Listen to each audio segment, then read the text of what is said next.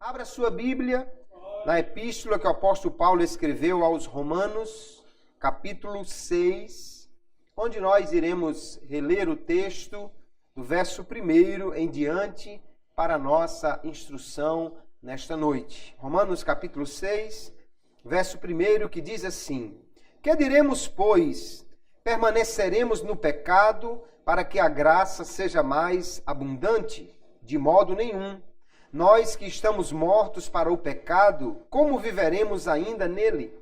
Ou não sabeis que todos quantos fomos batizados em Jesus Cristo, fomos batizados na sua morte?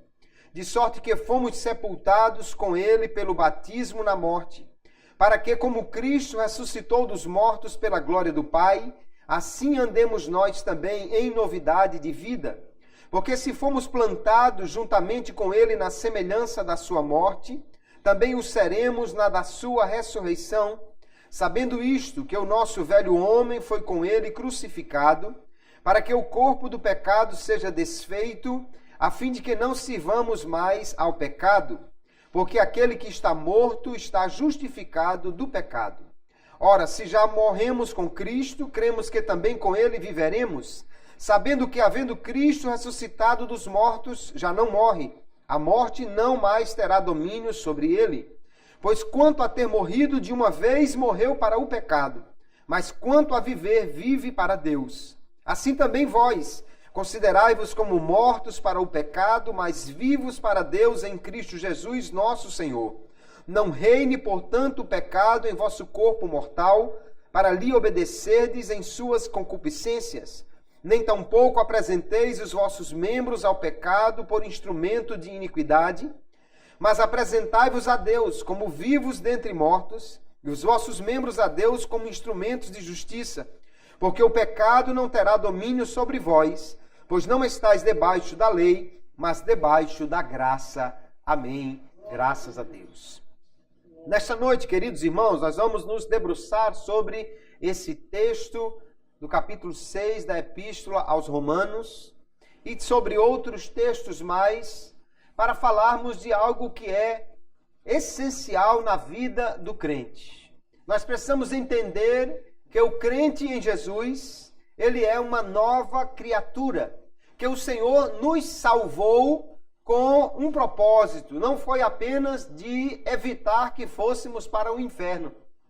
O Senhor morreu por nós não apenas para perdoar as nossas dívidas, mas também para nos dar uma nova natureza e nos conduzir em um novo relacionamento de comunhão, de intimidade e de santidade perante o nosso Deus. Ele, o Senhor, morreu por nós para nos fazer semelhantes a Ele, para nele nós vivermos em comunhão e para estarmos como ele em santidade diante de Deus, o nosso Pai. Hoje vamos falar então sobre o tema santificação é o nosso alvo. Nós precisamos então, queridos, aqui tomar posse desta palavra, apreendê-la, guardá-la no coração, para que possamos pôr em prática isso que é essencial para a vida cristã. Vamos entender primeiramente o que é santificação, o que é ser santo, o que é santificar-se. Quando falamos de santo, muitas pessoas pensam em pessoas que morreram, que no passado fizeram alguma coisa boa e que hoje são lembrados, são até reverenciados, mas a Bíblia não fala deste tipo de santo. Quando a Bíblia fala de santo, de santidade, ela está falando de algo que foi separado do mundo e consagrado para Deus. Santificar, então, é tirar uma coisa ou uma pessoa do ambiente profano e agora colocar essa coisa em dedicação a Deus. Isso é santificar. Santificação, portanto, é algo que nós precisamos buscar. Santidade é um atributo de Deus. Nós não teremos santidade plena aqui nesta terra. Santidade absoluta somente Deus tem. Mas nós, na hora que aceitamos a Jesus como nosso Salvador, já estamos inclusos aí num plano de Deus que não somente inclui a nossa salvação, mas também a santificação em Jesus Cristo, nosso Senhor. Você já foi salvo para ser santo. E já se tornou santo quando foi salvo em Jesus. Nós precisamos guardar essa verdade no coração. Vamos entender o que é santificação. E aqui eu tomo a palavra de Jacó Armínio, este teólogo holandês, que diz assim: é um ato glorioso de Deus. Quem santifica é Deus. Ninguém pode se santificar sem primeiro ser santificado por Deus. Então, santificação é um ato que começa com Deus. Ele faz isso em glória, ele faz isso para a sua glória. Pelo qual, diz ele purifica o homem que é um pecador, porque se não fosse pecador não precisava de purificação, né? A salvação sempre visa ao homem que é pecador, e ainda assim um fiel. Ou seja, é alguém que é pecador, mas que agora creu em Jesus como seu Salvador. Sem a fé em Jesus, ninguém será santificado. E ele diz que assim Deus purifica o homem, retirando-o da escuridão da ignorância, do pecado interior e de seus desejos, imbuindo-o do espírito do conhecimento, da justiça e da santidade. Então nós percebemos aqui que é Deus quem nos santifica. É Deus quem alcança o homem e tira-o do pecado, das trevas, da ignorância, tira-o do domínio de Satanás, da vida costumeira no pecado, e agora o torna santo, santificado para ele. Nós só podemos esperar em Deus, inicialmente, para a nossa santificação. Se Deus não agir na vida de alguém, ninguém poderá ser santo. Há, no entanto, queridos, 3 momentos marcantes aí na santificação de qualquer pessoa. Nós podemos falar da santificação inicial, que é esta, quando nós aceitamos a Jesus. Se não for através dessa santificação inicial, ninguém poderá ser santo. Mas isso não para por aí. O processo de santificação continua numa santificação contínua e depois numa santificação definitiva. Temos esses 3 momentos na santificação que nós vamos abordar nesta noite para a nossa instrução. Primeiro precisamos falar sobre essa santificação inicial. Quando alguém aceita a Jesus como seu Salvador, ele é imediatamente santificado. Esse aspecto inicial da santificação, portanto, ele é instantâneo. Quando você aceita Jesus, você é gerado de novo. Você nasce de novo. E agora é separado do mundo para servir a Jesus. O primeiro ato de santificação, então, é um ato de separação do mundo. É como você imaginasse, vamos dizer que você vai até uma loja e compra um eletrodoméstico, compra uma geladeira, por exemplo. Você trouxe aquela geladeira da loja e levou para a sua casa. Ela é sua. Você tirou da loja, levou para a sua casa e agora ela vai lhe servir porque ela lhe pertence. É mais ou menos assim o primeiro ato de santificação na vida do homem. Deus tira ele do mundo e o leva para si mesmo, para que ele possa servir a ele. Então, quando nós vemos na Bíblia alguém que aceitou a Jesus, a Bíblia nunca chama essa pessoa de um pecador, de um ex-pecador, de um pecador convertido. Na realidade, a Bíblia chama aqueles que aceitaram a Jesus de santos. Em todas as suas epístolas, o apóstolo Paulo escreve à igreja que está em alguma cidade e ele diz: aos santos que estão na cidade X. Por exemplo, nós temos 1 Coríntios, capítulo 1, verso 2. O apóstolo Paulo diz: a igreja de Deus que está em Corinto, aos santificados em Cristo Jesus, chamados santos, com todos os que em todo lugar invocam o nome de nosso Senhor Jesus Cristo, Senhor deles e nosso. Veja que ele não escreveu dizendo aos pecadores na cidade de Corinto. Ele não escreveu dizendo aos ex-pecadores na cidade de Corinto, mas ele escreveu dizendo aos santos que estão na cidade de Corinto, que foram santificados em Cristo Jesus. quando nós aceitamos a Jesus, queridos, já somos declarados santos, porque já somos santificados diante de Deus. Nós já estudamos aqui sobre a justificação, como Deus nos justifica, como Deus olha para nós e nos vê justos porque Ele nos atribui a justiça de Cristo e perdoa os nossos pecados. Mas há também no processo em que nós aceitamos a Jesus, a regeneração quando somos feitos novas criaturas e a santificação quando Deus nos separa do mundo, nos declara santos e nos faz agora novas criaturas nele. O apóstolo Paulo, certamente, nesse capítulo 6 de Romanos, tinha exatamente essa figura em mente. O que ele vai argumentar aqui, queridos, é que uma vez que nós aceitamos a Jesus, nós agora só podemos viver como santos.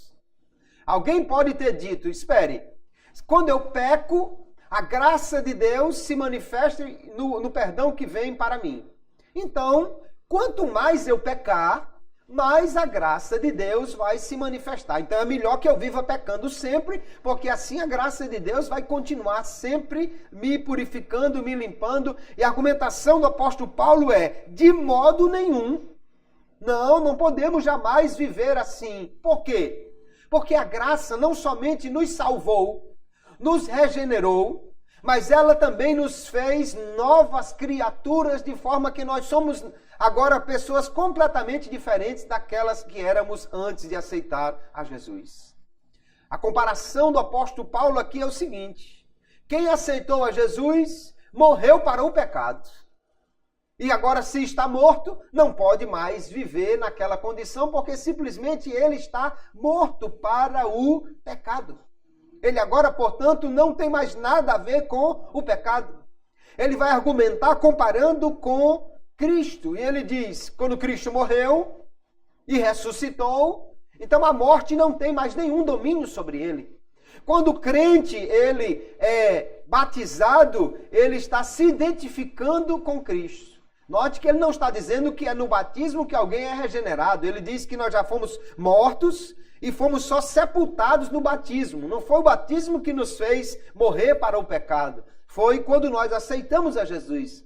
Mas no batismo há um ato simbólico, que alguém foi sepultado quando imergiu nas águas e ressuscitou como nova criatura quando saiu das águas. Não que tenha acontecido naquele momento, aquilo é um símbolo. Mas ele diz exatamente como nós, na semelhança da morte de Jesus, morremos com ele no batismo e ressuscitamos quando daí saímos, nós somos agora também novas criaturas completamente ressurretas, nascidas de novo em Jesus e, portanto, não podemos viver no pecado. Como é que o crente se torna santo? Ele se torna santo, em primeiro lugar, porque ele está unido com Cristo. Paulo deixa claro aqui, nós morremos com ele, fomos crucificados com ele, ressuscitamos também com ele. Ninguém pode ser santo sem estar unido a Cristo, porque Cristo é a nossa fonte de santificação. É nele que nós somos feitos novas criaturas. E também somos santos porque o Espírito de Deus, que é santo, não é à toa que nós chamamos ele de Espírito Santo, não somente porque ele é santo por natureza, mas também porque ele é o que comunica a santidade ao crente. É pela presença do Espírito Santo que nós também nos tornamos santos. E aí veja, 1 Coríntios capítulo 1, verso 30, o apóstolo Paulo diz: mas vós sois dele, em Cristo Jesus, o qual para nós foi feito por Deus sabedoria e justiça e santificação e redenção. Então Jesus foi feito por Deus para nós santificação. Ele é, aleluia, o meio pelo qual nós somos declarados santos, pela fé em Jesus. Ele também argumenta aqui no capítulo 6, o verso 11 da primeira epístola aos Coríntios, é o que alguns têm sido, mas haveis sido lavados, mas haveis sido santificados, mas haveis sido justificados em nome do Senhor Jesus e pelo Espírito do nosso Deus. Note que o apóstolo Paulo deixa claro aqui, por que nós somos santos? Como nós somos santificados? Inicialmente, em primeiro lugar, porque nos unimos a Cristo. Ele é a nossa santificação. Pela fé nos unimos a Ele. Depois, porque o Espírito de Deus habita em nós. E pelo Espírito do nosso Deus, nós somos lavados, santificados, justificados, porque é Ele que aplica em nós essa graça e esse benefício da morte de Cristo em nosso favor. Então, se você aceitou Jesus como seu Salvador, e se você é templo e morada do Espírito Santo, então você é um santo. Você é um santo. Alguém, infelizmente, por não entender o que isso significa, pensa, mas esse camarada ainda pratica coisas erradas, esse camarada ainda, vez por outra, faz uma coisa que não devia fazer, esse camarada ainda é um homem cheio de defeitos, e porque ele é santo. É porque o primeiro passo da santificação é que Deus nos tirou do mundo e nos trouxe para Ele, nos separou para Ele. Vamos voltar ao exemplo da geladeira. Você comprou, trouxe da loja, levou para casa, é sua. Ela está suja. O plástico está todo cheio de sujeira. Ainda tem um bocado de fita, de isopor, de não sei o que para tirar, mas é sua. Ela já é sua. Esse é o primeiro passo da santificação.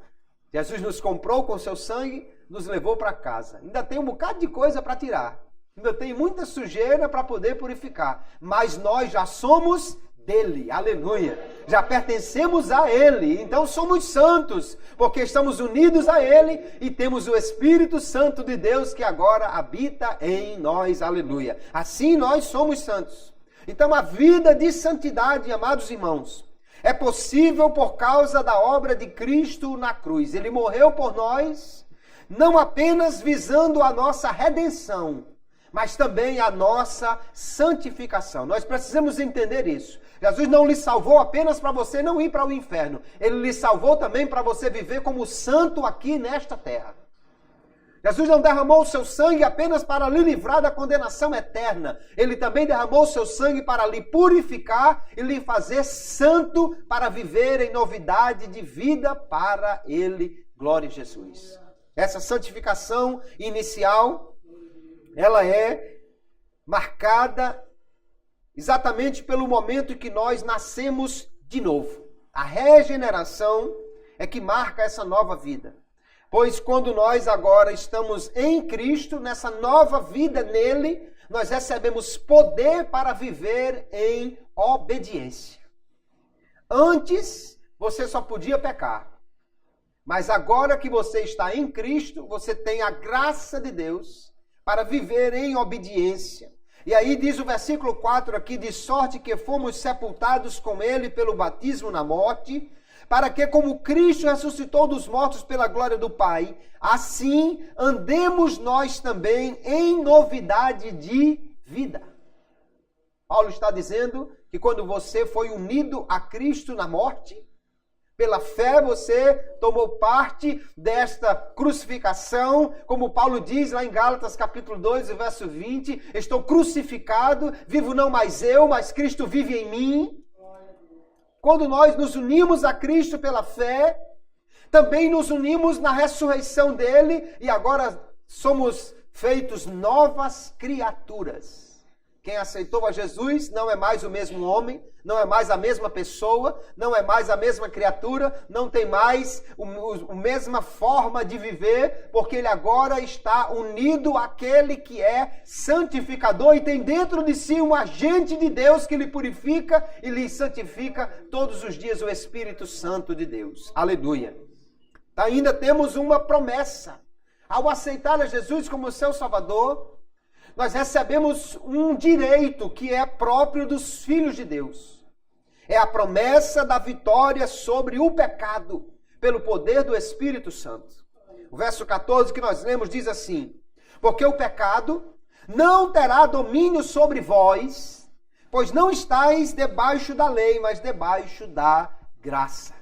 Aquele que está debaixo da graça tem uma promessa de Deus que está aqui muito clara. O pecado não terá domínio sobre vós. Se você aceitou a Jesus e está agora debaixo da graça de Deus, então você recebe de Deus poder para vencer o pecado. Aleluia. A palavra de Deus vai dizer, aleluia, que o crente vence o mundo. Aleluia. Esta é a vitória que vence o mundo, a nossa fé.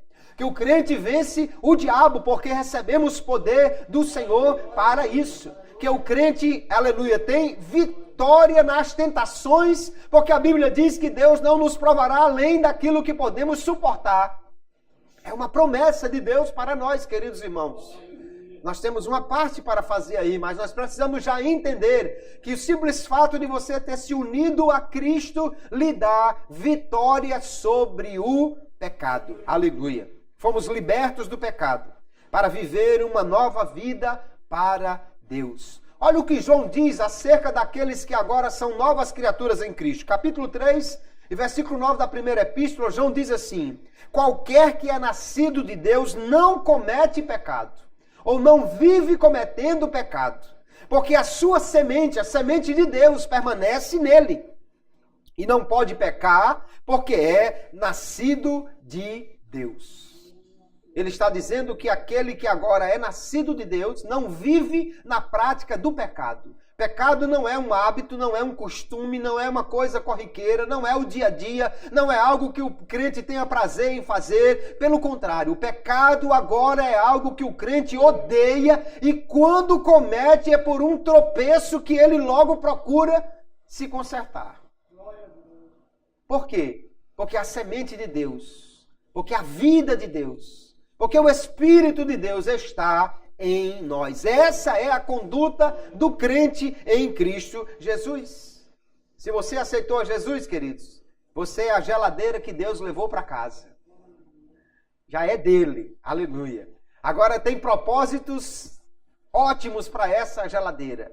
Essa geladeira não vai mais receber coisa imunda, suja, nem vai ser usada para guardar bebida alcoólica ou qualquer outra coisa. Essa geladeira tem um propósito especial e será usada somente para coisas boas. Você, aleluia. Deus tem um propósito especial para a sua vida, para que você viva em santidade para Ele.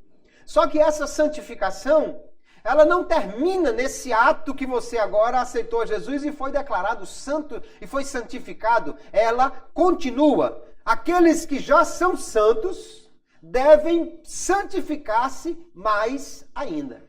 O erro é alguém achar que sem Jesus, sem aceitar a Cristo, ele pode ser santo. Não. Só pode ser santo aquele que já é santo. Só pode continuar sendo santo aquele que foi santificado por Deus. Apocalipse 22 e 11, o Senhor está falando. Quem é injusto, faça injustiça ainda. Quem está sujo, suje-se ainda. Porque o homem sujo, o homem injusto, ele só pode fazer isso. Agora, quem é justo, faça justiça ainda. E quem é santo, seja santificado ainda. Se você é santo, o que Deus espera de você é que você faça mais atos de santidade. Que você procure mais santificar-se.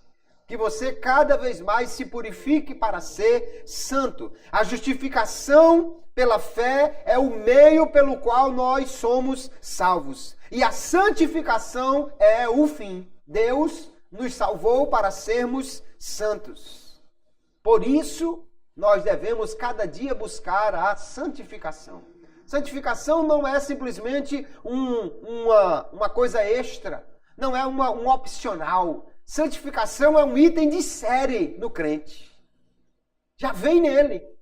E ele precisa buscá-la cada dia mais. O que Deus espera dos crentes é que eles sejam cada dia mais santos. Hebreus capítulo 12, verso 14, ele diz: segui a paz com todos e a santificação, sem a qual ninguém verá o Senhor.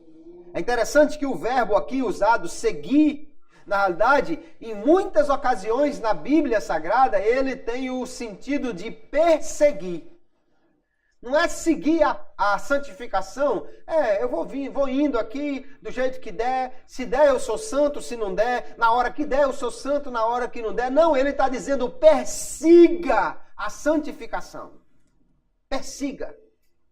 Sabe, como um caçador que está querendo pegar um animal, como alguém que está em busca de algo que ele precisa encontrar, como o pescador que está procurando onde estão os peixes e ele tem que encontrá-los e cercá-los e tomar para si. Assim ele diz, nós devemos buscar a santificação. Por quê? Porque sem ela ninguém verá o Senhor. Aleluia. O nosso objetivo maior é estar com Jesus para sempre. Mas só há um meio de acontecer isso, é se nós continuarmos buscando, perseguindo a santificação na nossa vida. Nós precisamos entender, queridos, que Deus deseja de nós, que a vontade de Deus para nós é que nós sejamos santos. Vamos ler alguns textos. 1 Tessalonicenses capítulo 4, verso 1. Olha o que diz o apóstolo Paulo à igreja lá em Tessalônica.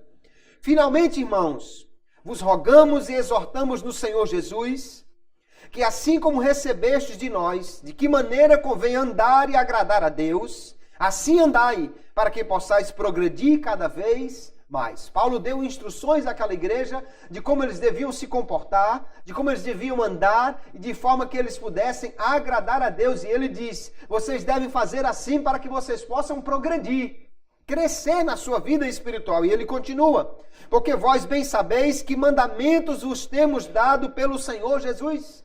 O que Paulo havia dito àquela igreja que eles deviam santificar-se não era uma sugestão, era um mandamento.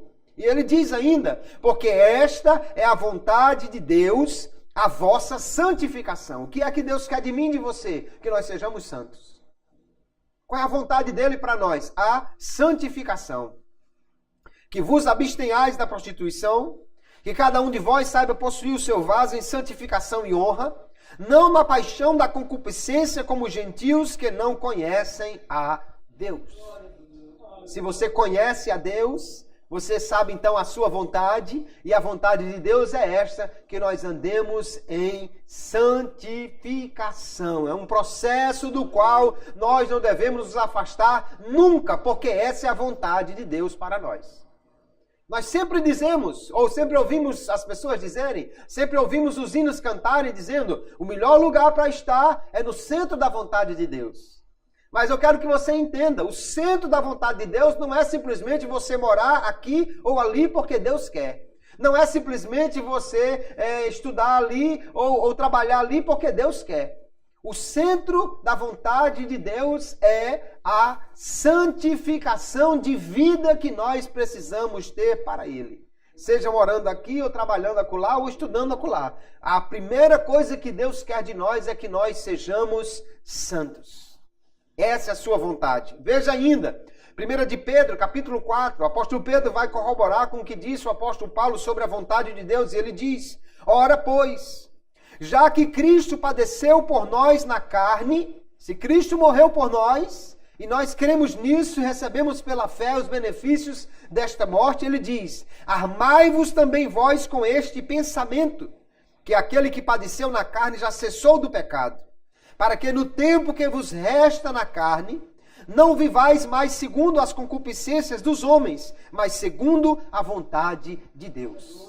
A vontade de Deus é o oposto dos desejos humanos. É o oposto das concupiscências dos homens carnais. A vontade de Deus é a nossa santificação, que andemos em santidade diante dele. Deus deseja que nós sejamos santos, queridos. Pedro vai dizer ainda na primeira epístola, capítulo 15, assim como é santo aquele que vos chamou, sede santos em toda a vossa maneira de viver.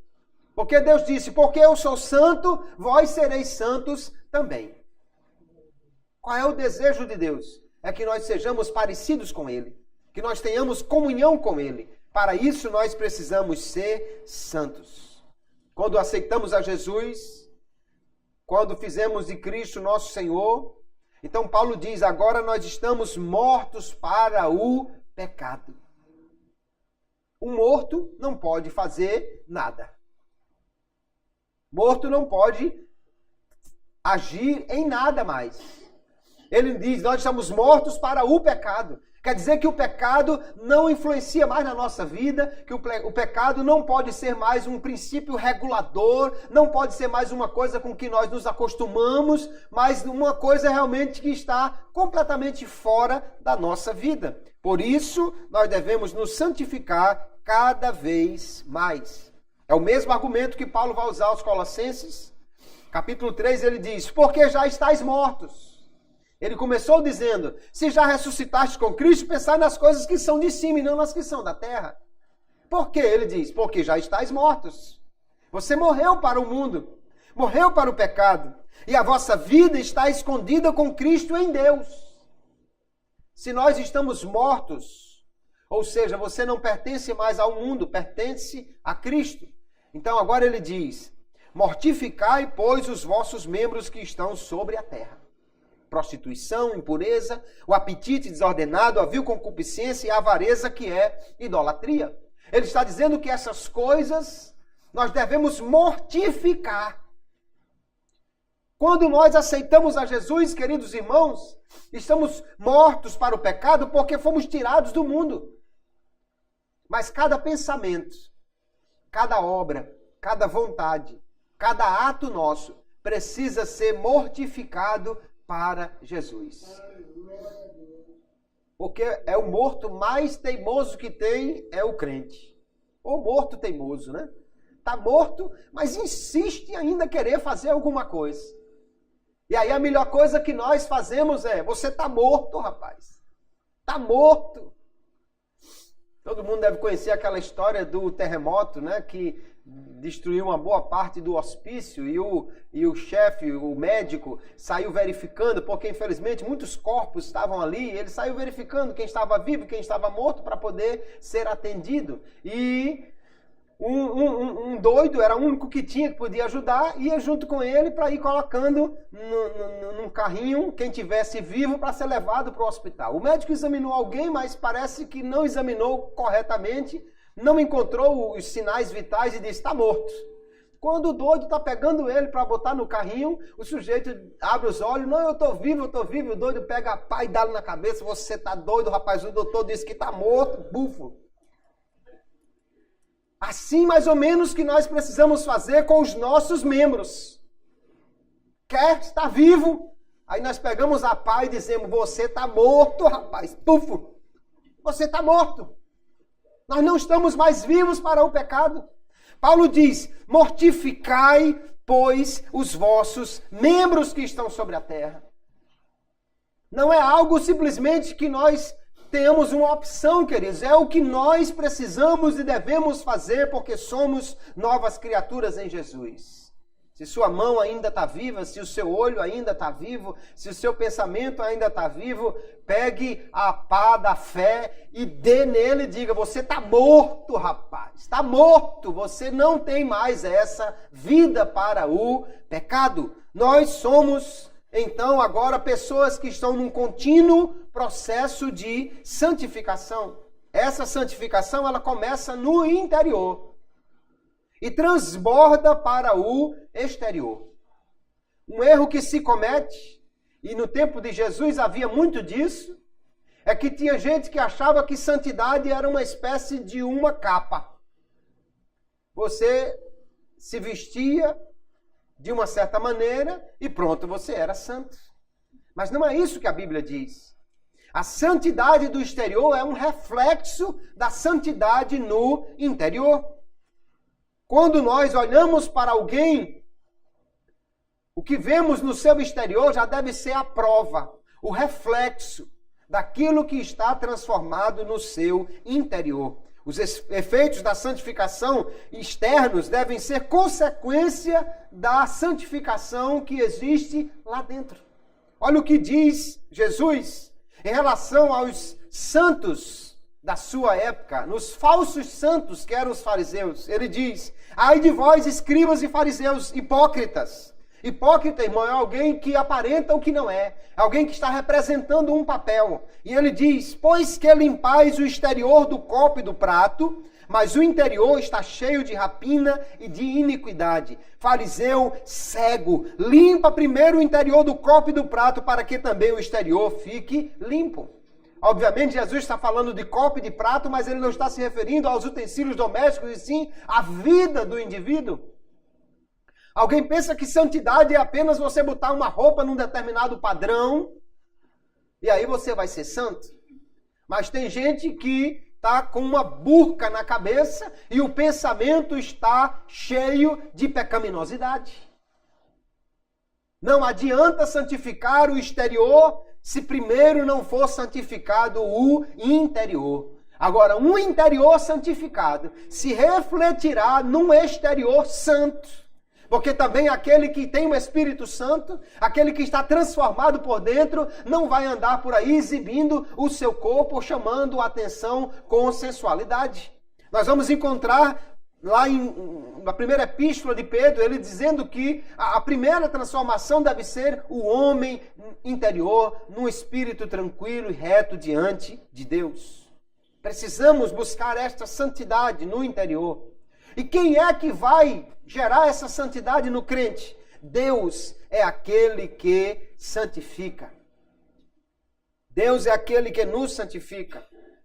E Ele quer, irmãos, realizar uma obra completa de santificação no homem. Olha o que Paulo diz, 1 Tessalonicenses, capítulo 5, verso 23. E o mesmo Deus de paz vos santifique em tudo. Deus não quer santificar só uma parte. Em tudo. E ele continua, e todo o vosso espírito e alma e corpo sejam plenamente conservados e irrepreensíveis para a vinda de nosso Senhor Jesus Cristo. Note aqui que, em primeiro lugar, ele está dizendo que Deus vai nos santificar ou quer nos santificar em tudo. E para que o tudo não pareça que é algo muito abstrato, ele diz, o espírito, a alma e o corpo devem ser conservados irrepreensíveis. Tem gente por aí que diz assim, não, Jesus quer só o coração. Você pode fazer o que quiser com o corpo, que Jesus não está nem aí. Não, não é isso que a Bíblia diz. Ele quer que seja santo o nosso espírito. A nossa comunhão com Ele tem que ser plena, porque o nosso espírito precisa ser também santo. A nossa alma, os nossos sentimentos, as nossas vontades, nossas emoções também precisam ser santas. Mas não para por aí, ele diz, e também o corpo. Porque o corpo santo é o reflexo de uma alma santa, que também é o reflexo de um espírito que está santificado e tem comunhão com Deus. Nós, portanto, queridos, devemos buscar uma santificação completa para a nossa vida. Aleluia! A santificação, diz Armínio, envolve em primeiro lugar a mente, que é esclarecida. Primeiro ponto realmente que precisa ser santificado é a mente do homem. Quando você aceita Jesus, você é feito nova criatura. Mas a sua mente ainda tem muita coisa para ser purificada. Conceitos errados, sentimentos errados, emoções erradas, pensamentos errados. E como nós podemos ter isso purificado? Nós vamos ver que Deus tem os agentes para nos purificar. Ele diz, em primeiro lugar, a mente é esclarecida, a seguir, a inclinação, a tendência ou vontade, pelo qual ela é libertada da dominação do pecado interior e cheia do espírito de santidade. Quando nós aceitamos a Jesus, agora nós somos santificados, a nossa vontade será então modificada. Antes tinha prazer em pecar, agora precisa ter nojo. Antes tinha vontade de pecar porque se sentia bem. Agora precisa se sentir muito mal se pecar. Porque o Espírito de Deus, que é santo, habita dentro de nós e não comunga com o pecado. Nós vemos então, queridos irmãos, como Deus age para a nossa santificação. Em primeiro lugar, nós temos o agente de Deus para isso, que é o Espírito Santo. O Espírito de Deus age em nós. É Ele quem nos santifica. Ele quer nos converter em alguém que é parecido com Jesus. Nos converter à imagem do Filho de Deus. E Ele opera em nós, desde a santificação inicial e depois na continuidade deste processo. Olha o que está escrito em 1 Pedro capítulo 1, verso 2. Eleito segundo a presciência de Deus Pai, em santificação do Espírito. É Deus, pelo seu Espírito, que nos santifica. E para que Ele nos santifica? Ele continua, para a obediência e a aspersão do sangue de Jesus Cristo. Nós somos santificados para ser obedientes, para andar cumprindo os mandamentos do Senhor. Aleluia. Aí agora o agente de Deus para a nossa purificação é o Espírito Santo. Ele vai agir em nós e vai desenvolver em nós o fruto do Espírito. O fruto do Espírito, queridos, é a transformação do caráter do homem pela agência do Espírito Santo. Diz Paulo escrevendo aos Gálatas, capítulo 5, verso 22. Mas o fruto do Espírito é caridade, amor. O amor no coração é resultado da ação do Espírito Santo. Gozo, alegria, paz, longanimidade, paciência, benignidade, bondade, fé, mansidão, temperança ou domínio próprio. Essas coisas só existem no homem pelo Espírito de Deus que gera nele o seu fruto. Agora, é esperado de cada crente que manifeste essas coisas. Se você vê um crente que ainda diz assim, não, mas eu sou assim mesmo, irmãos, pisou no meu calo, eu explodo. Então está faltando ainda uma ação do Espírito Santo, está faltando ele permitir que o Espírito Santo haja na vida dele. Irmão, eu sou crente, mas eu sou essa pessoa assim que não tenho paz. Se não tem paz, está faltando ainda a ação do Espírito de Deus na sua vida.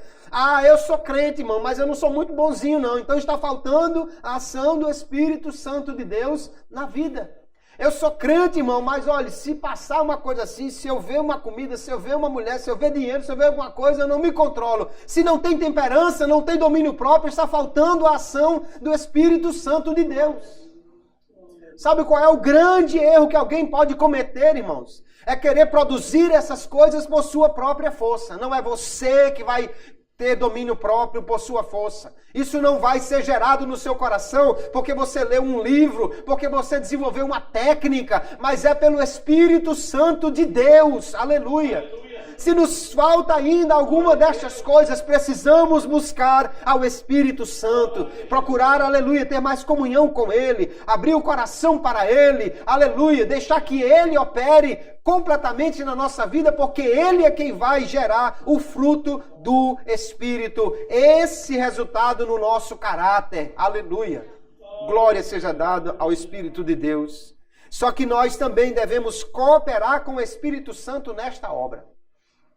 Porque o Espírito de Deus, ele não força, mas ele nos convida, ele fala ao coração.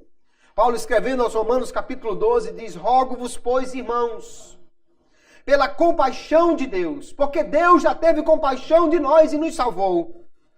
Agora nós devemos apresentar os vossos corpos em sacrifício vivo, santo e agradável a Deus, que é o vosso culto racional.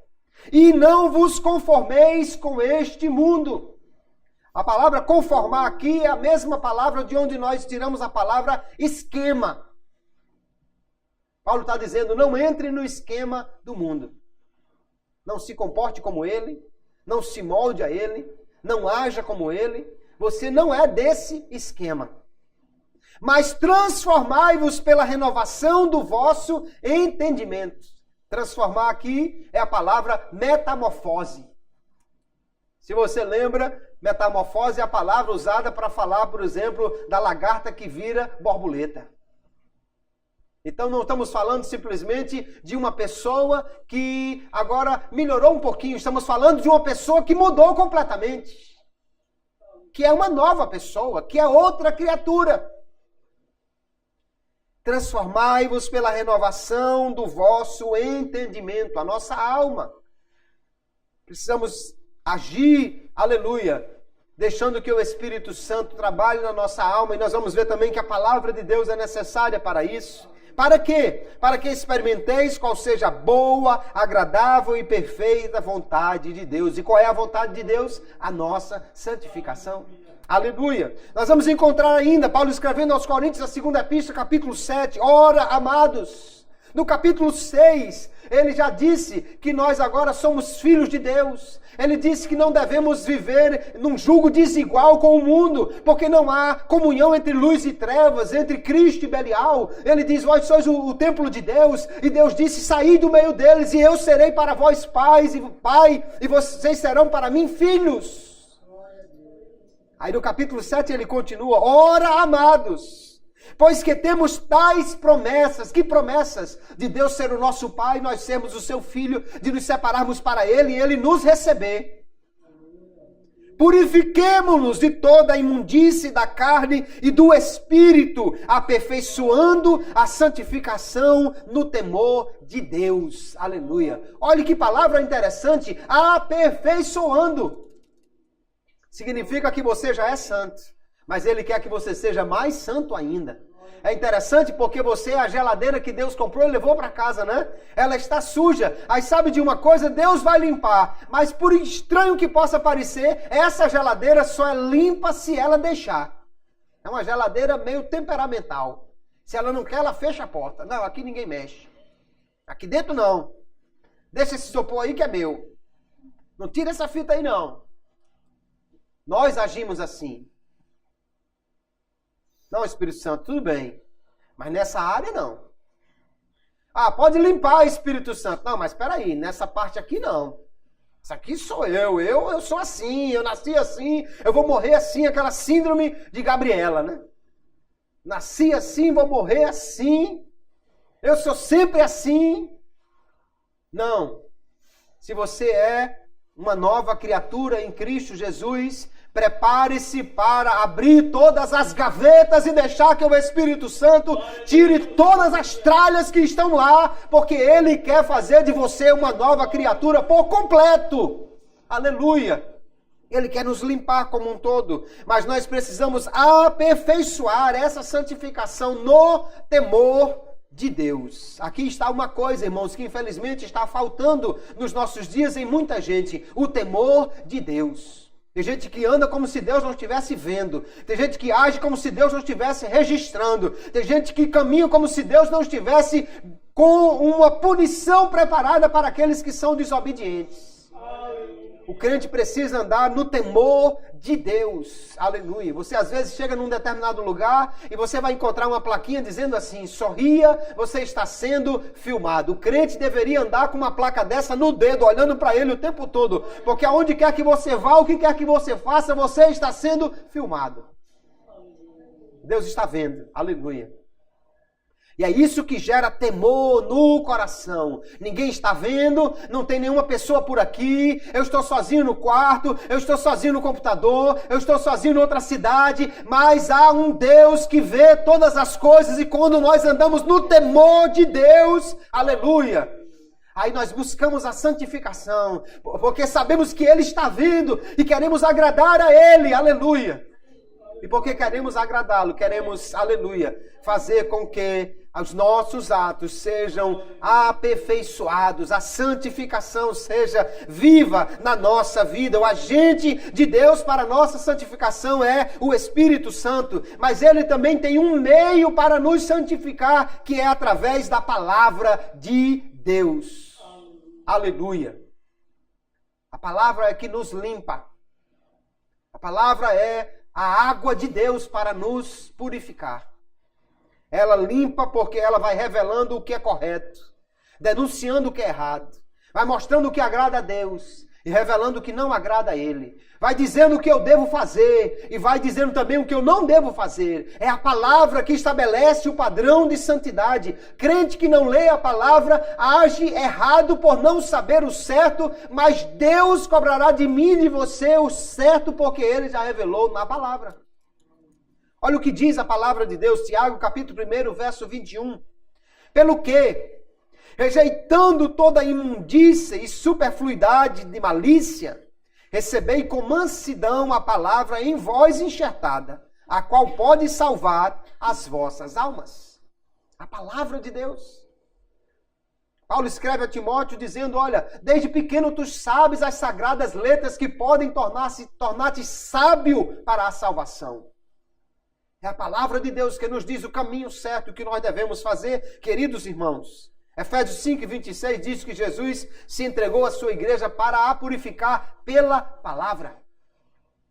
Nós vemos que a palavra de Deus é a espada do Espírito. É o instrumento que o Espírito usa para realizar a sua obra de purificação. Jesus orou dizendo: santifica-os na verdade, a tua palavra é a verdade. Eu gosto desse texto de Colossenses capítulo 1. Veja o que o apóstolo Paulo está dizendo aqui no verso 9 em diante.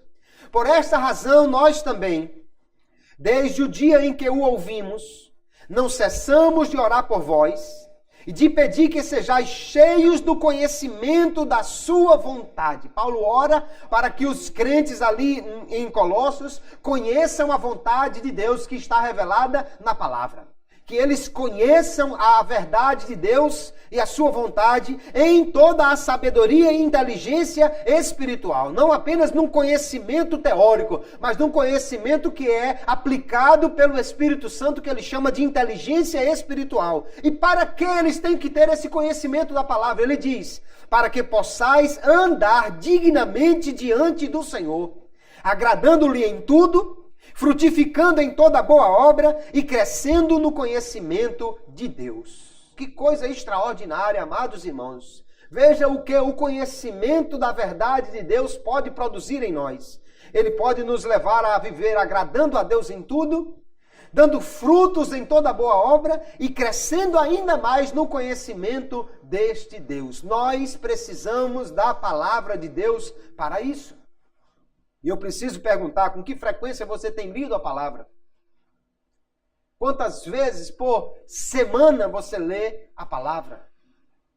Eu estou convicto que se os crentes comessem, alimentassem o corpo com a mesma frequência e quantidade que alimentam a sua alma com a palavra, nós seríamos o povo mais esquelético da face da terra. Nós teríamos verdadeiros exércitos de anoréxicos andando por aí com a Bíblia debaixo do braço. Porque, infelizmente, nós nos lembramos de alimentar o corpo, às vezes 3, às vezes 4, às vezes 5 e às vezes até mais vezes do que isso por dia. Tem gente que faz aquela dieta da sopa, né? Deu sopa, ele está comendo toda hora.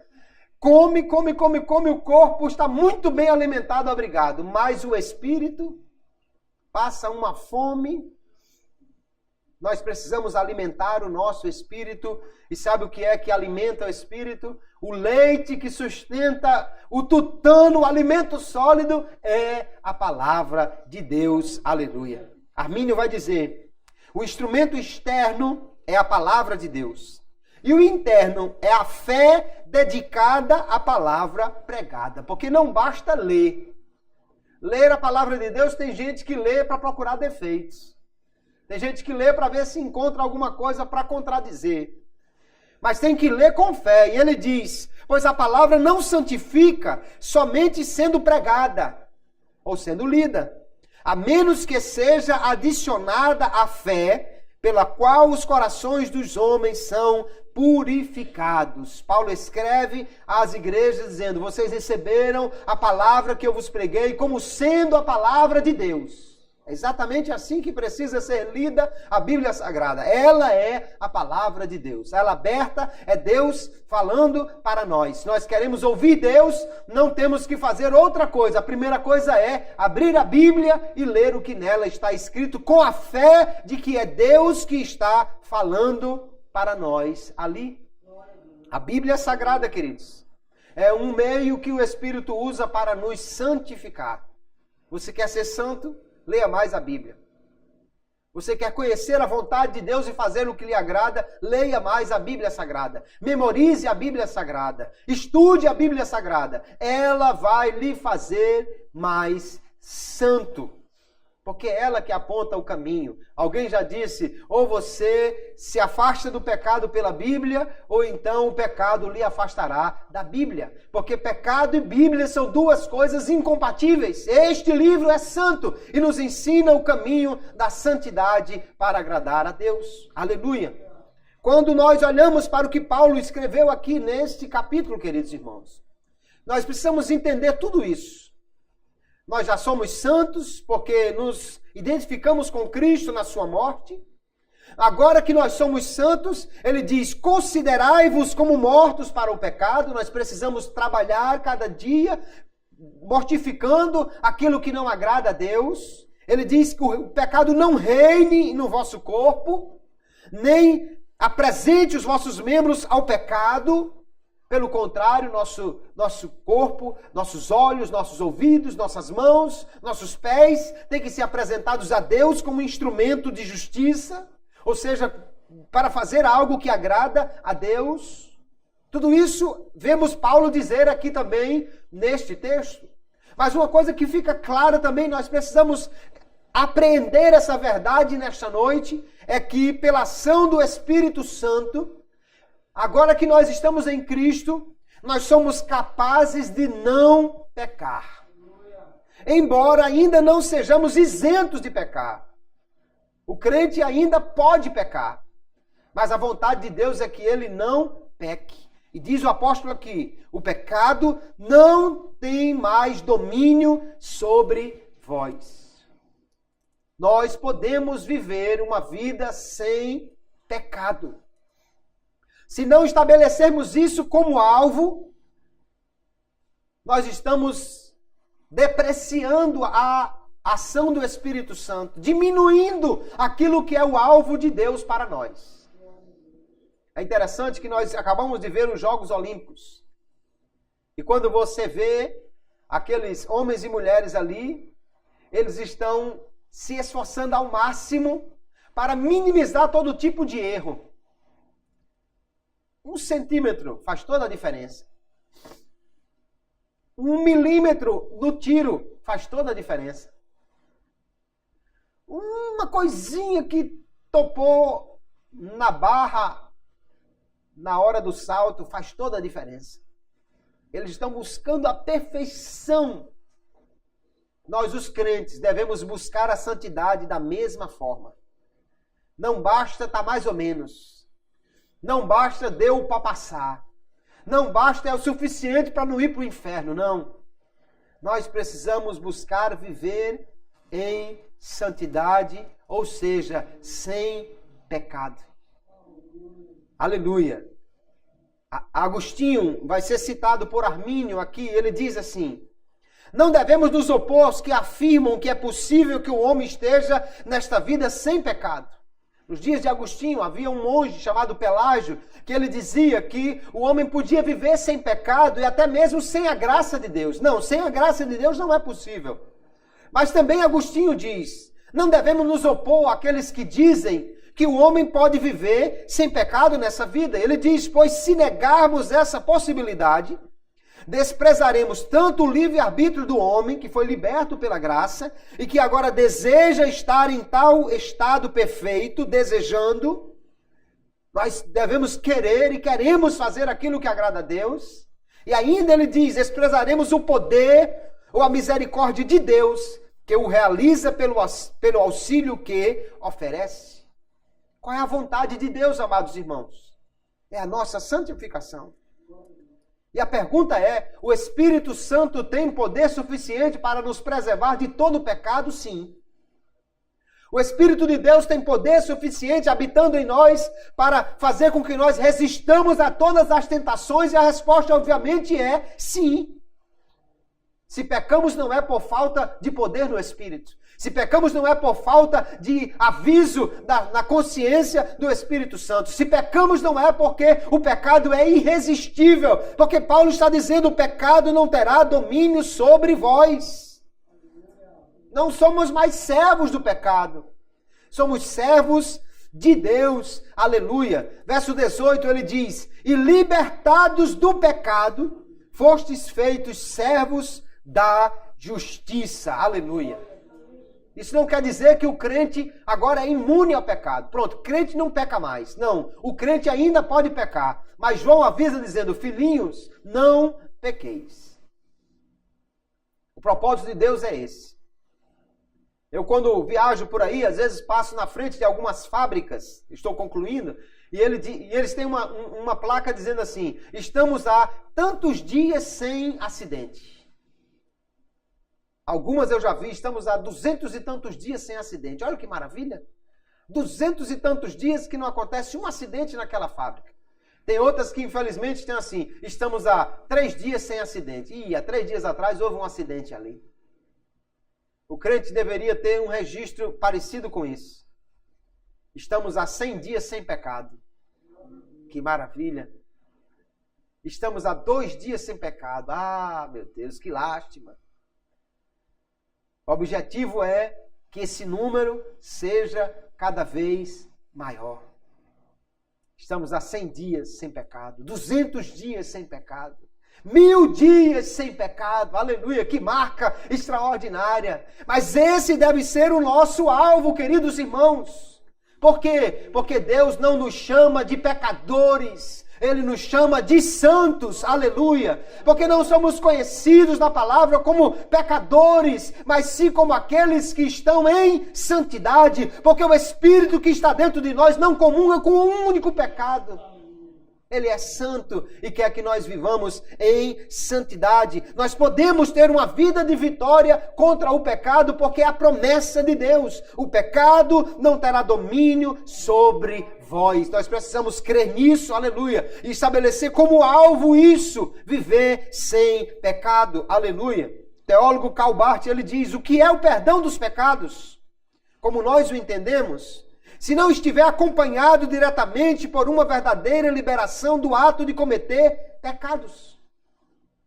De que adianta, irmão, se eu for perdoado do pecado e não tiver força para não cometer o próximo? Eu vou viver completamente renovando essa minha placa. Um dia sem pecado, um dia sem pecado. Um dia sem pecado, pecando e sendo perdoado, pecando e sendo perdoado. Não é essa a vontade de Deus para nós. Não é que todos os dias nós estejamos voltando para Ele pedindo perdão porque pecamos conscientemente. Mas a vontade de Deus para nós é, quando Ele nos dá o perdão, Ele também nos dá uma força para não cometer mais pecados. E Ele pergunta, o que é a fé sem a obediência?